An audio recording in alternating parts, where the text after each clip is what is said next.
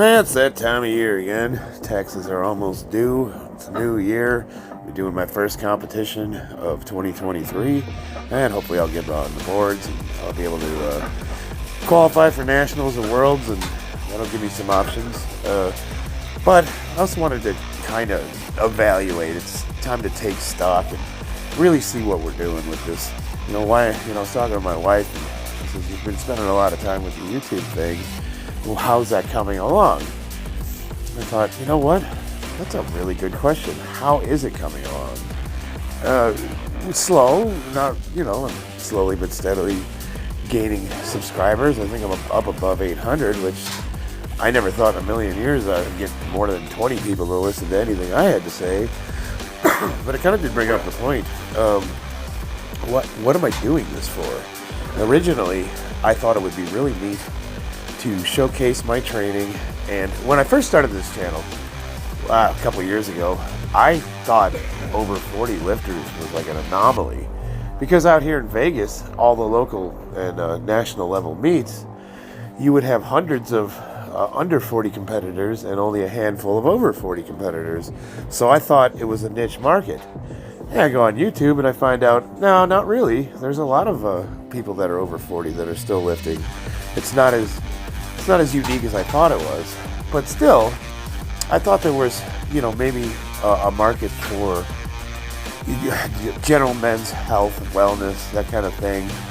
Coming from the background that I came from, having served in the military, gone through the mental health and all that, addiction, and, having come out on the other side of it, been living a clean, productive life with a family and a good career and all that, blah, blah, blah. Look at me, give me a cookie.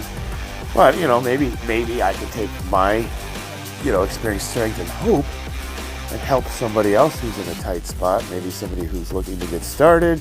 Maybe somebody who thinks I'm too old, I can't get into shape. Or just anybody, anybody who's looking to get into powerlifting. It doesn't matter how old you are. But that was always the original intention, was to try to be an ambassador of the sport and to try to help people out who were starting over in life and, were maybe looking for inspiration or guidance as to how to do that. That was always the original intention. Somewhere along the line, though, it just kind of became a habit. Got to make my video every day. Well, what are you filming? I'm filming me doing another deadlift. Didn't you already do that like 100 other times? Yeah, but this one's got 5 pounds more than last time. Yeah, but what are you imparting to the world besides your ability to pick heavy things up? Well, I don't know. I mean, some people seem to like it. I guess I try to be humorous. I make little quips. I put costumes on. I try to entertain.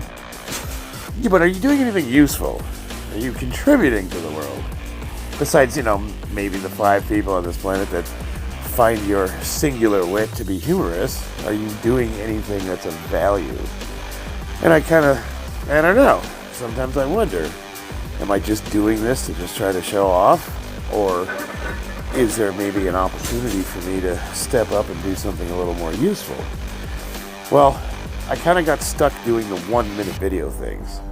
They're super easy to do, and the way YouTube works is it kind of just puts it out there for anyone to watch, and you get a lot more views. But when I started digging into the actual the metrics, you find that like the majority of those people just are flipping through. So as they're flipping through these 1-minute videos, they land across yours and then they flip to the next one. Well, that counts as a view. Like, did they even watch the video? Or what's the percentage of people that are recorded as views? What percentage of them are actually watching? And you can kind of get an idea by the people that return to watch your other content. And I'm not getting a lot of return viewers. So that would tell me that the majority of the people that are watching my stuff are just kind of passing through. They might stop for a few seconds and go, and then keep going. And then occasionally I get someone that says, oh, this guy's interesting. Maybe I'll subscribe or check his other stuff out. And so I've been getting a lot of that from the shorts. But for the most part, if we're being completely honest, 99.9% of the traffic is just people that are skipping through to the next video. And none of those people care. Occasionally I get the guy that maybe wants to make a crappy comment before he passes along, and those are always fun because they never respond when you try to ask them to clarify their points, but whatever. Essentially, my stuff's not really reaching an audience, and I never had any illusions that I was going to be some sort of huge YouTube star. I thought that this could be a useful tool because my intention was to always open a gym that focused on powerlifting and kind of use this as a way to brand myself or to help with that. So on that end, I still want to keep it going. A couple of useful things that has happened inadvertently is the last couple of years as I've collaborated with a lot of people, and you guys have helped me become a much better lifter than I was before I started this channel. But if I'm being 100% honest, I could start going back to the local powerlifting gyms here in Vegas, and I could start training with some world-class lifters, and I could probably get the same thing from them. And those are guys that are, they're world champions. They're here in Vegas. But I've gotten used to just using you guys as my training partner, and I'm fine with that because with the insane schedule that I had been working, that was the whole reason I started working out at my home to begin with. I was going to Iron Addicts. I was training with guys like Eric Spoto. Who was the other guy that was there? There was, what's his name? I can't think of it. It's on the tip of my tongue. Starts with an S. The White Rhino. He trained there. There was Alan and Bonnie Ayerts and Dan Martin. Like a bunch of kind of old school big name powerlifters that you guys probably wouldn't know, but they used to lift like when Ed Cohen was popular, back in the 70s and 80s. And those guys are all here in Vegas, and so there's a wealth of knowledge. So I really just have to go down the street if I want to get some world-class training. But I like that I got to, meet a bunch of you guys, and there's a bunch of young lifters that are up and coming, and we've all been collaborating, and it's been really enjoyable. And I'd like to be able to continue that. I want to register a powerlifting team, and I'm going to register it as Gen X, or I haven't settled on a name yet, but that's kind of the idea. And when I do that, I want to invite anybody across the country to join that team, and then there'll be T-shirts and stuff like that. And then anytime I forgot the way it works, but essentially you can lift as a team, and so that what that might require is that depending on where the lift is located, some of us might have to fly or drive out.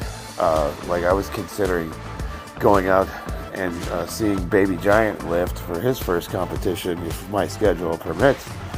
So things of that nature, there's some opportunities for us to be able to get together down the road, and that's something else I wanted to explore. The other thing I was considering was taking over the state chair for Nevada and starting to host meets. I'd have to purchase the equipment. That's something I'm looking into. So I have some goals that are centered around the sport of powerlifting that don't necessarily feature me as the lifter, but more as the facilitator, either the owner of the owner of the establishment, the coach of the team.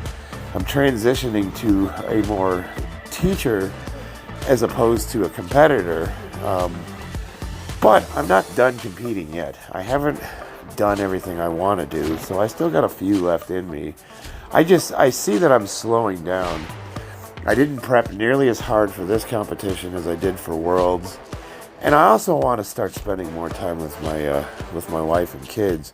I've really been enjoying training with them, and I'm starting to get back out into the public and going to the commercial gyms, and it's been a lot more enjoyable. I've been kind of winding down the epic grind that it takes to try to be the number one in anything, and I gave it my best shot last year.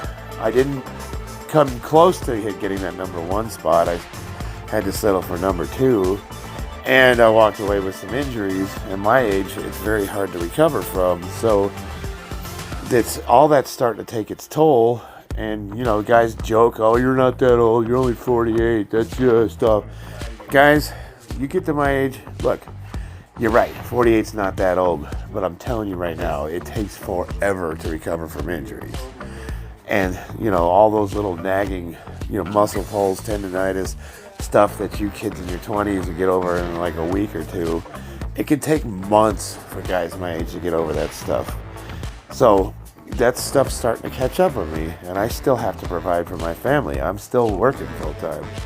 And that's the other thing, is I'm starting a new career on the 20th. I'll be switching companies, and that means I don't have to work these silly night shifts anymore. I won't be rotating and moving all over the place, but I'm taking a promotion. It's a higher level of responsibility that could need some travel out of state. So, there's good that comes with the bad, and there's bad that comes with the good. But the bottom line is, I don't have all of my time to focus on the sport of powerlifting, and that's really what it takes to be elite. It's hard to be at your highest level when lifting isn't the number one priority in your life. And unless I can retire and just spend all my time in the gym, I don't think I'll ever really be able to prioritize it the way I want to. But that is the goal. The goal is I want to transition away from the 9-to-5 grind of working full-time in commercial construction, and I would like to, start open the gym. We have a business plan. We've got locations we looked at. We've got investors. We got equipment. So there is a plan in motion. It's just a matter of can we pull it off? And just like other things, just because we do this doesn't mean it's going to succeed. It could fail. I was kind of banking on, I thought that I could do well enough as a powerlifter that I could get a little bit of a name in the powerlifting community. And I am well enough known out here in Vegas where my name does carry a little bit of weight. But is it enough to sustain a business? That remains to be seen. Now the flip side, the other issue that I'm dealing with is I seem to have lost my training partner. I don't know what's going on with Bobby, but it's looking like we may no longer be collaborating. He's got some things going on in his life, and unfortunately, if we proceed to move forward, that's going to be entirely on him. But in the meantime, I have to keep moving forward with or without him. So Bobby, if you do see this and you're listening, I'm here for you, brother. I'm your friend. But whatever you're going through, you got to reach out and talk to me, because like I said, I'm going to keep moving forward with or without you.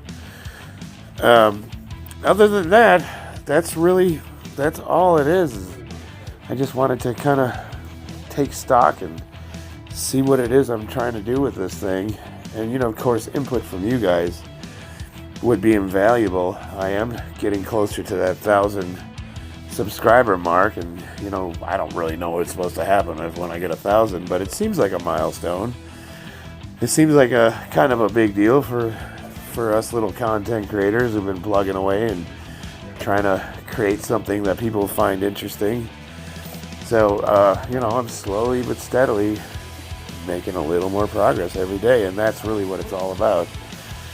If you notice, if there's one theme to my channel, it's that I like to try new things, and I don't care if I suck at it. I'm going to get better at it.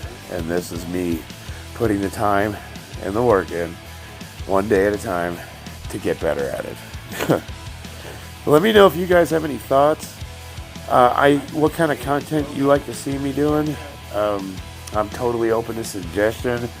If you guys like the 1-minute videos, if you want to see me start doing more educational stuff, do you like it when I talk about my personal life, the struggles of a man getting older? Do you like it when I talk about, the variety of things that I talk about? What is it you would like to see me focus on? Do you think that I have anything to offer you guys in the way of training or nutrition or programming, things of that nature? Or do you just like to see big silly meathead lift weights in his garage? Let me know. As always, I love you guys, and I hope to hear from you.